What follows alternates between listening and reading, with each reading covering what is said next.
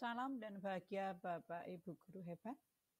Hari ini saya akan melanjutkan mengerjakan post-test di pelatihan mandiri. Langsung saya klik pelatihan mandiri Bapak Ibu. Saya akan melanjutkan di bagian penyesuaian pembelajaran dengan kebutuhan dan karakteristik murid SMP SMA. Kita lanjutkan yang modul 2 dan modul 3.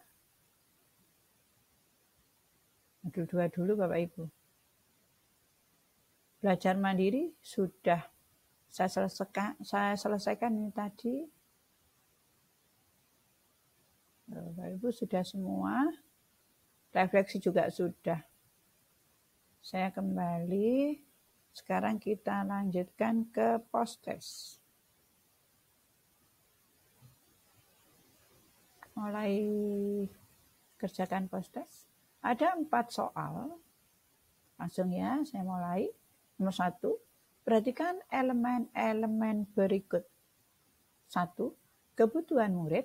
2. Kondisi kelas. 3. Pertimbangan guru. 4. Lingkungan sekolah. Apa saja aspek yang perlu dipertimbangkan saat guru akan melakukan modifikasi pembelajaran, yaitu kebutuhan murid, kondisi kelas, pertimbangan guru. 1, 2, 3. Kita lanjut nomor 2. Kegiatan belajar informatika tanpa menggunakan perangkat komputer disebut dengan unplugged. Maaf kalau salah Bapak Ibu. Nomor 3. Seorang pendidik akan melaksanakan kegiatan pembelajaran algoritma dan pemrograman AP. Ia mendapati bahwa murid-murid di kelas belum pernah mendapatkan materi ini. Apa yang perlu ia sampaikan kepada para murid di awal pembelajaran? Ia dapat menyampaikan bahwa AP adalah materi yang mudah dan tidak perlu ditakuti. Ia dapat menyampaikan bahwa AP membutuhkan keterampilan komputer yang memadai sehingga murid-murid harus menguasai perangkat yang akan digunakan. C. Ia dapat menjelaskan bahwa AP adalah kegiatan yang berfokus pada pemecahan masalah yang solusinya diwujudkan dalam bentuk kode. D. Ia dapat langsung menjelaskan struktur materi yang akan dipelajari kepada murid agar mendapatkan gambaran. B. Yaitu ia dapat menyampaikan bahwa AP membutuhkan keterampilan komputer yang memadai sehingga murid-murid harus menguasai perangkat yang akan digunakan. Kita lanjutkan yang nomor 4. Di nomor 4, Ibu Ani menemukan banyak murid yang masih belum paham sama sekali atau bahkan memerlukan kegiatan remedial materi AP di kelasnya. Manakah langkah yang paling tepat ia lakukan untuk menyelesaikan masalah tersebut? A. Ia dapat menyusun berbagai macam rubrik yang mengasah murid mengerjakan soal cerita dengan metode problem solving. Ia dapat memasangkan satu murid yang telah paham dengan sekelompok murid yang belum paham untuk belajar bersama. Ia dapat mengubah materi ajar 2 tingkat di bawah materi saat ini. Ia dapat menambah jam praktek materi coding di kelas menggunakan perangkat komputer. Apa yang Bapak Ibu? A ya Bapak Ibu ya. Kita cek. Tadi sudah jawab D, B, A. Kumpulkan. Bismillah. Nah, luar biasa. Pemahaman Anda sangat baik. Kita kembali ke modul Bapak Ibu. Nah, sekarang ini sudah yang tadi persiapan pembelajaran berdiferensi SMP. Sudah. Sekarang apa yang kita kembali Bapak Ibu. Lanjut, masih 5 menit. Modul yang ketiga, yaitu penguatan literasi SMP dan SMA. Kita lihat bersama. Belajar materi sudah hijau. Tadi sudah saya pelajari Bapak Ibu. Cerita juga sudah. Yang bawah ini mengembangkan kecakapan. Nah, sudah semua. Langsung kita kerjakan post testnya.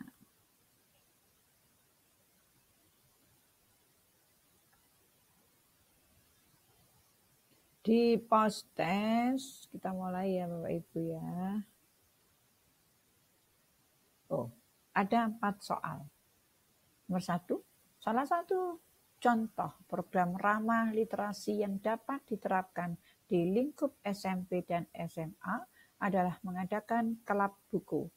Klub buku dapat berfungsi sebagai wadah untuk mendiskusikan buku bersama-sama. Bagaimana peran guru dalam kegiatan klub buku ini? Guru memilihkan buku yang akan didiskusikan dalam klub buku. Guru mengajukan pertanyaan pematik yang sesuai saat diskusi buku. Guru memastikan setiap murid sudah selesai membaca buku yang akan didiskusikan. D. Guru menyiapkan perangkat asesmen untuk mengukur kemampuan literasi murid selama diskusi buku. A. Guru memilih buku. Sekarang kita lanjut. Kok memilih buku ya? Kok memilih buku ya? Mengajukan pertanyaan pemantik. Nomor 2. Salah satu contoh lingkungan fisik kaya teks di SMP SMA atau SMK adalah menyediakan sudut baca kelas. Guru dapat melibatkan murid untuk turut mengelola sudut baca kelas.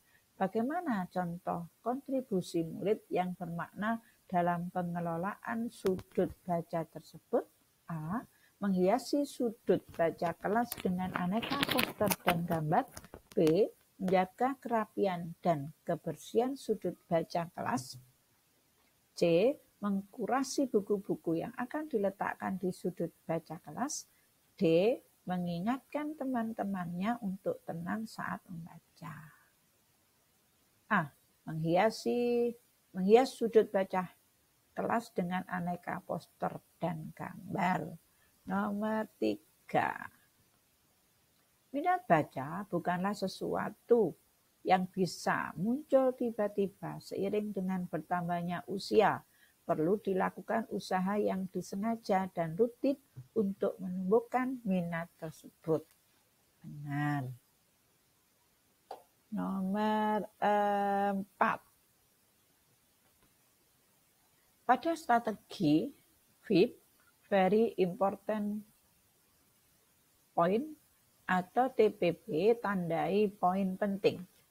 Yang dijelaskan dalam video, apa yang perlu diperhatikan guru sebagai bahan pertimbangan untuk memberikan umpan balik bagi murid. A. Jumlah teks yang disiapkan oleh murid. B. Model dan desain penanda yang dibuat oleh murid. C. Alasan murid menandai bagian yang mereka anggap penting. D. Sumber atau referensi yang digunakan murid.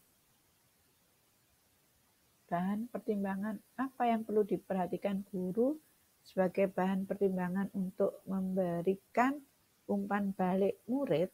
Alasan murid menandai bagian yang mereka anggap penting. Kita cek.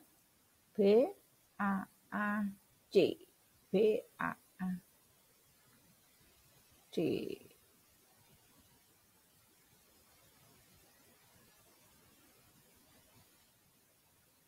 Kumpulkan. Luar biasa, pemahaman Anda sangat baik. Sekian kita bisa belajar Bapak Ibu. Salam. Semoga sehat. dan bahagia selalu. Terima kasih.